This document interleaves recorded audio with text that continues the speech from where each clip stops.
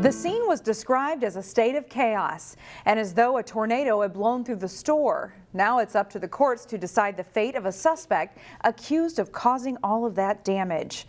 Jack Heinrich is charged with 2 felonies in connection to the damage at a Brooklyn Park Caribou coffee. He's the same person convicted of setting fire to a Brooklyn Park Salvation Army center.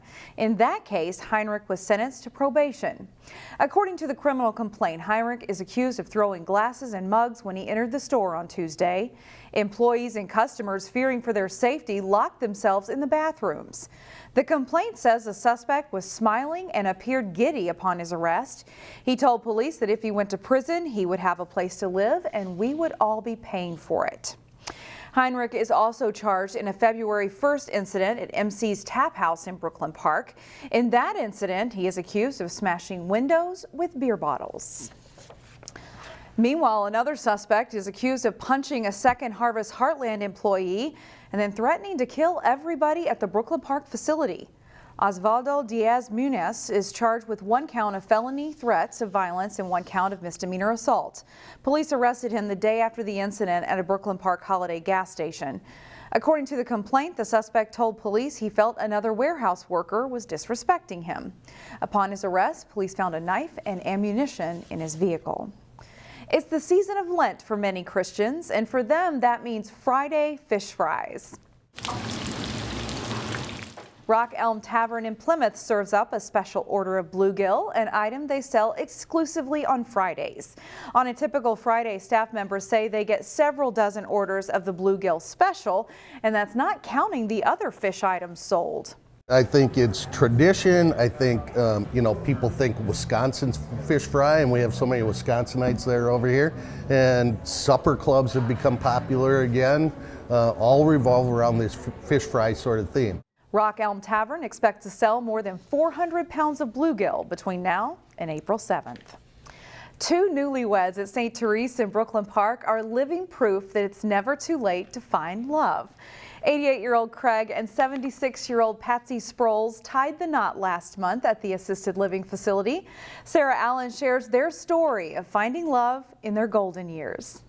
February 19th was the wedding date, yep. Craig and Patsy Sproles are still basking in the glow of their wedding day. Wedding was beautiful. Oh, they did such a gorgeous job setting it up here. But before they got to the altar, these lovebirds first had to meet. Was it love at first sight? Yes. Craig, a widower, had been a resident at St. Therese in Brooklyn Park since 2016 and was growing lonely. All that changed with the arrival of a new tenant in October of 2021. And I was walking through the lobby, and in front of the fireplace there were 2 men sitting there selling raffle tickets. And so I'm a humorist, and they said to me, "Would you like to buy a raffle ticket?" And I go, "No." And they said, "Oh, okay." And I said, "I want 3 of them."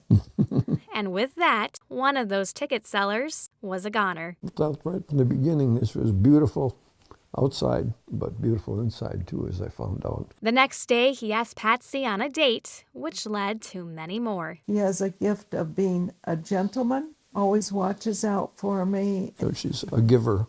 She's really helps a lot of people around here. Patsy's giving spirit comes from a place that has experienced more loss than one person ever should. I grieve yet, but it's less and less every day. She lost her daughter 20 years ago at the age of 26. Patsy's son passed away last year, and her husband 5 years ago. The grief is subsiding because I have Craig, the joy that he gives me. My daughters love her, and they've accepted her right into the family.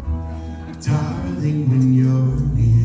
Married life is bliss for this couple. Patsy has this message for others who think love can't come around twice. You never know if the right one comes along that you can fall in love again. Sarah Allen, CCX News. Craig says 60 people attended their wedding. The newlyweds are planning a reception in the next couple of weeks so more of their friends and family can celebrate with them. Saturday at Theodore Wirth Park, a snowboarding celebration.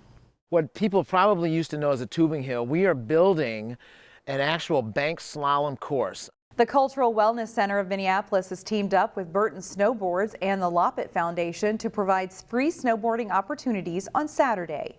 The goal is to attract people from historically marginalized communities and help build a diverse community of people who love the outdoors.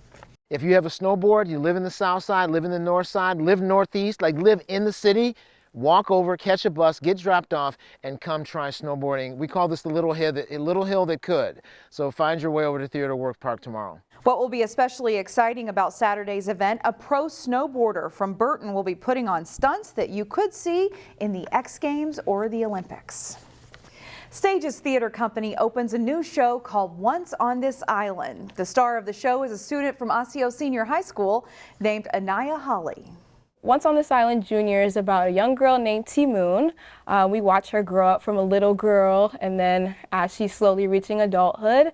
And through the story, we see her deal with challenges. She lives on an island where it's divided between poor and rich. So breaking societal norms we see her try to do. Once on This Island Junior is a 60-minute show adapted from the Tony-nominated Broadway musical of the same name. The show is recommended for people over the age of 7. Besides the music, dancing, and the story, the actors say you can also take home a life lesson. Learn how to accept being different and learn that even if you're different, you can still be yourself and it's okay to be different and you don't have to be anybody else. The show runs through March 19th. For more information, you can check out the Stages Theater website.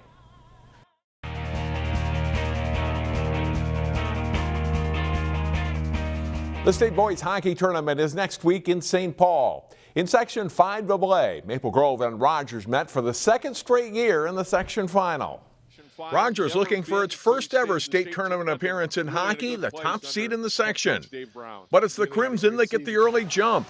Maple Grove's number 27, Finn Brink, steals the puck and then scores on his own rebound. And the Crimson are ahead 1-0 just 23 seconds into the game. Later in the first period, Jay Ellingson passes in front to a flying Joey Imgren who scores. A power play goal for Maple Grove. They lead 2-0 after 1. But Rogers scores early in the second. Sam Ronaldo with a shot and goal. His 23rd of the season gets the Royals on the board. Maple Grove responds with 2 goals. The first here by Lucas Bush, Blake Steenerson the assist. And after another Brink goal, the Crimson led 4-1. Ronaldo with a great individual effort here, sticks it in the back of the net. The Royals rally to within a goal at 4-3 heading into the third period. Maple Grove, though, does not give up the lead. Jack Kernan powers his way to the net and scores just over 2 minutes in, and it's 5-3. The Crimson add 2 empty netters, including Brink's 3rd goal of the night, as Maple Grove wins the Section 5AA title for a 4th straight year. 7-3 Crimson is the final. Oh, it was incredible. It's everything we ever dreamed of. These guys came together when it counted, and I couldn't be more proud of this group. I love each and every one of them, and I can't wait to move forward with this team. It's going to be fun. And congratulations to the Crimson. The Wayzata boys hockey team advanced to the final in 6AA, where they faced Edina. Jay Wilcox has the highlights. Top seed Wayzata and second seed Edina meeting for the Section 6AA Boys Hockey Championship. Edina's John Halverson with a great pass across to Matt Vandervoort, and he beats Will Ingeman just 1:19 into the game for a 1-0 Hornets lead. Edina outplays the Trojans in the first. Ingeman with a glove save on another good scoring chance for Vandervoort, and it stays 1-0 after 1. Wayzata's much better in the second. Madsen Kuhl fires and handcuffs Robbie Klarkowski, but he makes the save. It remains 1-0 Edina through 2. Wayzata comes hard in the third. Jack Hartle with the slap shot, and the rebound's loose for a moment before Klarkowski covers it. Wayzata puts the puck in the net with 2.5 minutes to play, but it's waved off as Kuhl pushes the puck in with his hand. No goal, it's still 1-0. Ryan Flaherty hits the empty net from long distance, and the Hornets lead at 2-0 with 1:13 left in the game. Wayzata's not done, though. Reese Wallen pops the rebound of his own shot in from close range. The Trojans pull within 2-1 late. But they run out of time, and Edina is headed to the state tournament with a 2-1 win over Wayzata. Jay Wilcox, CCX Sports. The individual portion of the state wrestling tournament started Friday morning, and Jay Wilcox was there. Action from the state individual wrestling tournament, Class 3A first-round matches. At 120 pounds in crimson, Maple Grove's Connor Peterson emerges on top in the scramble for a takedown, and he gets near-fall points. He edges Stillwater's Dylan Doffenbach 7-5. At 152, Wayzata's Charlie Pettit uses the snap down and quickly gets around for two on his way to a dominant 13-0 win over Alex Torres of Waconia. Wayzata's Adam Cherney is ranked number 1 at 170, and he locks the cradle on to pin Anoka's Ian Whittick in the first period of their match. Ben Schultz of Maple Grove wastes no time getting up and out for an escape in his 195-pound match. Schultz wins 2-1 over a St. Thomas Academy wrestler. At heavyweight, Park Center's William Russell trails by 5 and attempts a throw, but Jacob Solheim of Moundsview winds up on top and pins Russell. Action continues Friday evening with championship set for Saturday. Jay Wilcox, CCX Sports. Find more prep sports games and highlights at ccxmedia.org and follow us on social media.